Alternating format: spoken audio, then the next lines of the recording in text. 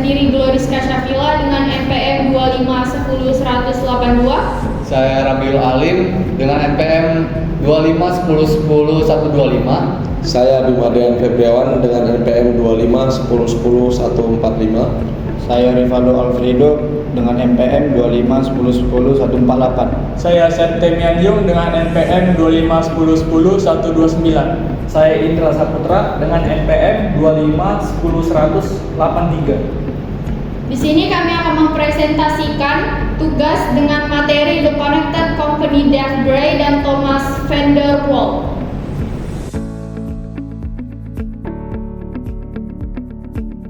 Baik, pada bagian ini yaitu chapter 12, Wrangling Complexity atau menangani kompleksitas. Dunia bisnis kini adalah sistem kompleks dan dinamis. Perusahaan harus menjadi sistem adaptif, bukan mesin dengan kontrol ketat. Kuncinya yaitu fleksibilitas, eksperimen, dan pembelajaran terus-menerus. Tantangan utamanya yaitu menyederhanakan tanpa menghilangkan kompleksitas alami. Perusahaan yang mampu beradaptasi akan lebih bertahan dan tangguh. Chapter 13, The Future is Podular atau masa depan bersifat podular. The future is podular berarti perusahaan masa depan tidak akan bekerja sebagai mesin besar yang dikendalikan oleh pusat, akan tetapi sebagai jaringan dari unit-unit kecil atau pods yang memiliki kriteria mandiri, terhubung, fokus pada penilaian pelanggan, cepat beradaptasi dan secara kolektif membentuk perusahaan yang kuat dan relevan. Contohnya di kehidupan nyata, 1. Morningstar tanpa manajer formal, 2. Nordstrom memberi kebebasan karyawan untuk melayani pelanggan. Hasilnya pelayanan yang lebih cepat, inovatif dan tangguh. Oke, selanjutnya chapter 14. Pods have control of their own fate. Pods mengendalikan nasibnya sendiri. Berikutnya ada sifat-sifat dari pods yaitu 1. Kemandirian, autonomi. Pods memiliki kemampuan untuk mengambil keputusan sendiri tanpa dikendalikan. Oleh karena itu eksternal, mereka tidak bergantung sepenuhnya pada sistem besar atau otoritas lain. 2. Pemberdayaan, empowerment. Pods diberi atau mengambil kekuatan untuk menentukan jalan hidup mereka. Mereka bertindak berdasarkan tujuan nilai-nilai mereka sendiri. Dan yang ketiga, tanggung jawab atau keputusan, accountability. Mereka mengandalkan nasib mereka sendiri. Pods juga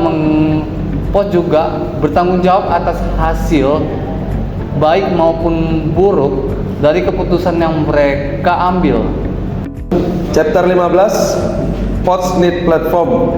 Pod tidak bisa berdiri sendiri sehingga butuh platform pendukung. Platform merupakan sistem, alat atau lingkungan yang menghubungkan pod dan mengurangi gesekan. Berikut contoh platform yang sukses secara nyata dalam menerapkan prinsip modular. 1. Docker dan Kubernetes atau K8s merupakan platform yang sukses besar dalam arsitektur teknologi modular. Bentuk kesuksesan dari platform ini yaitu merevolusi cara aplikasi dibangun dan dijalankan dari monolitik ke microservice. Skalabilitas dan fleksibilitas tinggi cocok untuk arsitektur modular. Platform ini pun sudah digunakan di berbagai perusahaan besar seperti Netflix, Spotify, Google Cloud, dan AWS. Yang kedua, GitHub merupakan platform yang sukses besar dalam modularisasi kolaborasi. Platform ini diakuisisi oleh Microsoft seharga 7,5 miliar dolar pada tahun 2018 dan digunakan oleh lebih dari 100 juta developer per tahun 2025 ini. Bentuk kesuksesannya yaitu mendukung ribuan proyek open source modular dan terdistribusi dan kunci dalam skala kerja tim di perusahaan besar seperti Google, Meta, dan Stripe. Chapter 16, How Connect Companies Learn. Bagaimana perusahaan yang terhubung belajar. Di bab ini Glenn memandang perusahaan yang terhubung sebagai organisasi belajar atau learn organisme. Berikut beberapa sistem pembelajarannya. Yang A, belajar melalui eksperimen kecil atau smart bits. Hal ini dilakukan agar bisa gagal dengan biaya yang rendah dan dapat meriset kegagalan tersebut dengan cepat. Jika berhasil, eksperimen bisa diskalakan sesuai dengan peruntukan yang dibutuhkan. B, pembelajaran dari interaksi langsung dengan pelanggan. Dengan cara ini, PODS bisa terhubung langsung dengan pelanggan, sehingga mereka bisa merespon dan menyediakan kebutuhan pasar secara up to date. Misalnya, tim Spotify, Wattpad mendapatkan langsung dari unsur behavior dan memperbaiki fitur tahun demi tahun. Yang C, berbagai pengetahuan antar pod, network learning, yaitu dengan menciptakan sistem dan budaya di mana pembelajaran satu pod bisa disebarkan cepat dengan pod lainnya, misalnya pengetahuan, eksperimen, dan inovasi yang berhasil di satu pod bisa diadopsi oleh pod lain lewat platform internal melalui sistem sharing. Chapter 17, Power dan Control in Networks. Kekuasaan dan kendali dalam jaringan. Dalam organisasi jaringan, kekuasaan berasal dari pengaruh dan koneksi, bukan dari posisi. 1. Power, kekuatan adalah kemampuan suatu pihak dalam jaringan untuk mempengaruhi atau mengendalikan pihak lain. Contohnya, admin jaringan bisa mengatur siapa saja yang boleh akses server. Kedua, influencer punya pengaruh besar di media sosial karena mereka lebih banyak koneksi. Dua, pengendali atau kontrol adalah proses mengatur, memonitor, dan menjaga agar jaringan yang aman, efisien. Contohnya, firewall membatasi akses situs tertentu. Kedua, flow control mencegah data menumpuk di jaringan.